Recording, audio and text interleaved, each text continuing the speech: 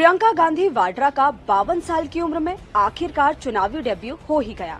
4,10,000 वोटों के अंतर से केरल की वायनाड सीट जीतकर सांसद बनी। जीत के अंतर में उन्होंने अपने भाई राहुल को भी पीछे छोड़ दिया। नतीजों के बाद प्रियंका पत्रकारों से मिली। एक पत्रकार ने उनसे पूछा कि जीत का क्रेडिट किसे देना चाहेगी। प्रियंका थोड़ा ठिठकी, चेहरे के हाव भाव बदले और उन्होंने कहा राहुल जी को 5 साल उन्होंने जितना काम किया है वायनाड में, वो इसी का श्रेय है, उन्हीं को श्रेय है। 12 साल की उम्र में दादी, 19 साल की उम्र में पिता की हत्या, 17 साल से चुनाव प्रचार करना शुरू किया, लेकिन 52 साल तक चुनाव नहीं लड़ा। आज मंडे मेगा स्टोरी में प्रियंका गांधी वाड्रा की प्रोफेशनल और पर्सनल लाइफ के सुने अनसुने किस्से जानते हैं।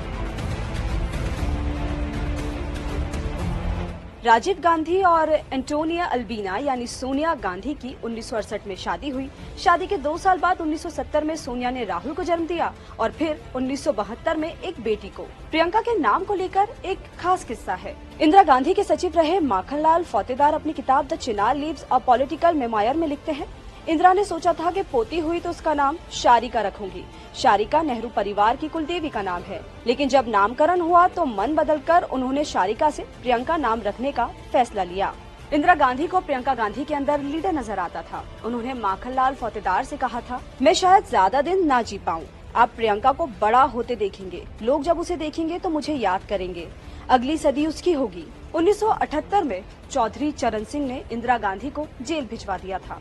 महज 6 साल की उम्र में प्रियंका अपनी दादी इंदिरा से मिलने जेल पहुंची। इंदिरा जी की कर्म भूमि है, भारत की उस बेटी की कर्म भूमि है जिस पर मुझे सबसे ज्यादा गर्व है।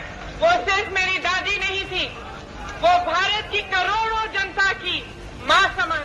अमेरिकन राइटर कैथरीन फ्रैंक अपनी किताब Indira the life of Indira Nehru Gandhi में लिखती हैं कि 30 अक्टूबर 1984 को इंदिरा ओडिशा के दौरे पर थी।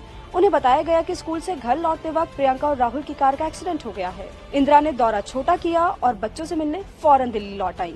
31 अक्टूबर 1984 को स्कूल जाने से पहले प्रियंका और राहुल अपनी दादी इंदिरा से मिलने गए थे। इंदिरा ने दोनों को गले लगाकर कहा, अगर मुझे कुछ हो जाए तो तुम कतई नहीं रहोगे। 2.5 घंटे बाद इंदिरा गांधी की उनके ही गार्ड्स ने गोली मारकर हत्या कर दी थी।